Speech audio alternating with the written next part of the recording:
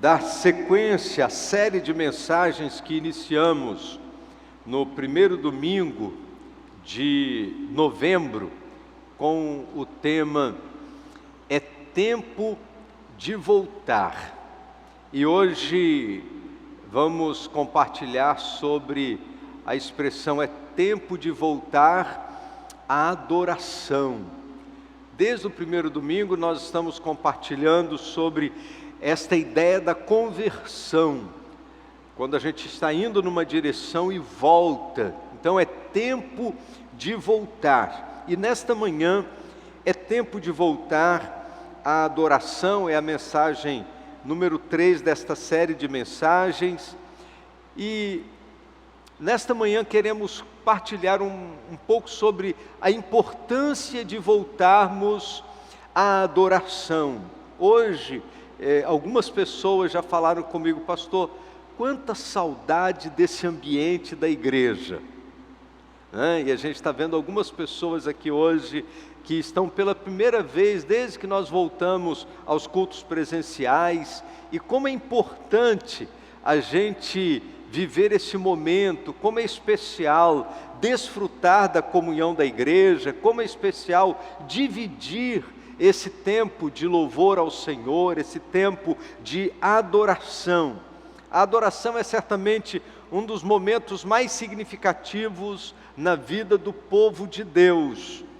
Seja no ambiente privado, quando sozinhos dentro do nosso quarto, nós paramos para esse tempo na presença do Senhor, ou seja no ambiente coletivo dos nossos encontros e celebração, a adoração é sempre um momento significativo na nossa vida e precisa ser um momento significativo na nossa vida. O chamado à adoração está em todos os lados da palavra de Deus. A Bíblia nos convida a entrarmos solenemente e alegremente e desfrutarmos da presença do Altíssimo como um grande privilégio.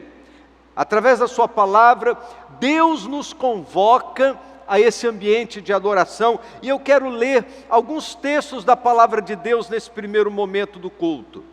No Salmo 100, verso 4 diz: entrai pelas portas dele com gratidão e em seus átrios com louvor.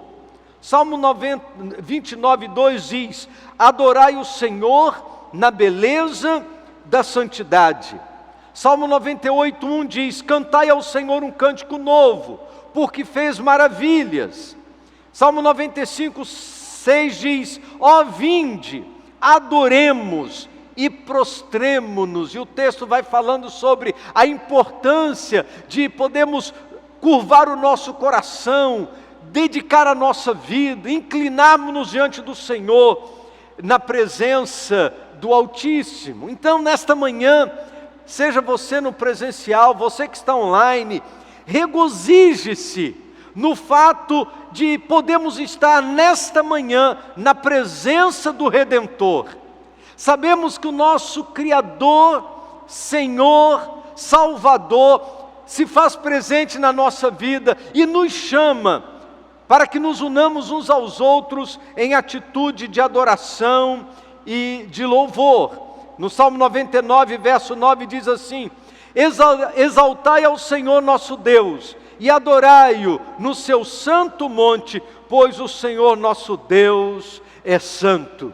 Por isso, queridos, nesta manhã, nós queremos convidá-los a voltarmos à adoração, voltarmos o nosso coração à adoração ao Senhor, a louvarmos o nome do Senhor.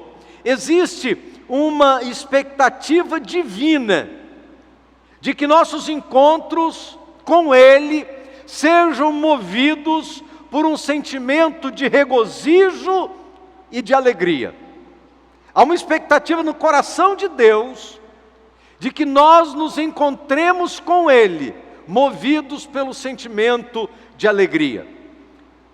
Moisés escreveu uma expressão muito significativa, lá no livro de Deuteronômio, capítulo 28, versos 47 e 48.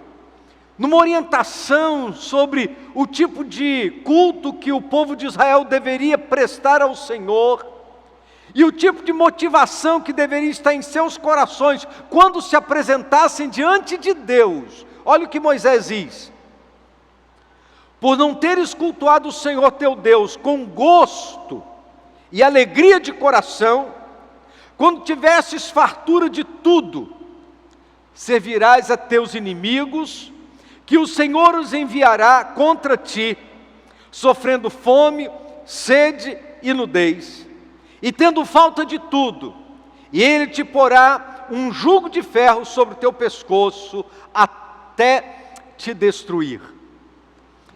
O que Moisés está fazendo nesse momento é compartilhando com o povo de Deus uma palavra de juízo, dizendo para o povo de Deus o seguinte: olha, se vocês vieram à presença do Senhor, mas o sentimento do seu coração por estar na presença do Senhor não é um sentimento de alegria, por reconhecer a fartura que Deus tem lhes dado, vocês vão viver o reverso disso. Se estamos na presença do Senhor e não reconhecemos a fartura do cuidado de Deus na nossa vida, Moisés diz: olha, por conta disso, vocês servirão aos teus inimigos, Deus enviará contra vocês fome, sede e nudez, vocês terão falta de tudo, e Ele porá vocês debaixo de ferro sobre o seu pescoço, até de destruir, porque a motivação do coração não foi correspondente àquilo que Deus tinha como expectativa na hora que vocês se encontraram com Ele. Por isso, meus irmãos, quando nos sentamos para adorar a Deus, e nesta manhã, você que está aqui no presencial, você que está no online, independente do ambiente que você está, e eu estou com o coração muito agradecido a Deus, porque além de podermos chegar em muitas casas nesta manhã, nós estamos chegando lá no Hospital Horêncio de Freitas, a enfermaria número 6 está reunida para esse momento de adoração a Deus, e a nossa oração tem sido para que Deus abençoe a sua vida, e ainda que você esteja enfermo, nesse momento aí no hospital, independente do ambiente em que estejamos, estar na presença de Deus deve significar para todos nós uma oportunidade de alegrarmos o nosso coração. Ainda que estejamos contristados por muitas lutas, por muitas e diferentes situações, a presença de Deus deve ser um fator capaz de mudar o nosso ânimo. O rei Davi se refere a Deus como sendo a sua maior alegria, e talvez por isso, estar na presença do Senhor deve ser sempre uma experiência de muita alegria para o coração de cada um de nós. A minha maior alegria não pode ser o meu dinheiro, a minha maior alegria não pode ser a minha saúde, a minha maior alegria não pode ser as coisas que possuo, a minha maior alegria precisa ser o Senhor. Quando Ele é a minha maior alegria, o meu coração se alegrará nele, independente das circunstâncias. No Salmo 43, verso 4, diz assim a palavra de Deus: então irei ao altar de Deus, a Deus que é minha grande alegria, e ao som da harpa te louvarei, ó Deus, meu Deus. Quando Ele de fato é a nossa maior alegria, ainda que estejamos passando por dificuldades e situações tristes, à nossa volta as coisas podem estar terríveis, mas Ele continua sendo a nossa maior alegria. No Salmo 37, versos 3, 4, a palavra de Deus diz assim: confia no Senhor e faz o bem, assim habitarás na terra e te alimentarás em segurança. Deleita-te também no Senhor, e Ele satisfará os desejos do teu coração. Há uma outra versão desse texto, que no verso 4 está escrito assim: agrada-te do Senhor. E a expressão agrada-te do Senhor significa dizer o seguinte: nós precisamos ficar satisfeitos com o que Deus está fazendo, porque confiamos que Ele sabe exatamente o que faz. Quando a Bíblia diz deleita-te no Senhor, o que a Bíblia está querendo dizer para nós é: fique satisfeito com o que Deus está fazendo. Alegra o seu coração nas ações do Senhor a seu respeito. Em outras palavras, risque do seu vocabulário, risque dos seus lábios, risque do seu coração todo tipo de murmuração, todo tipo de reclamação.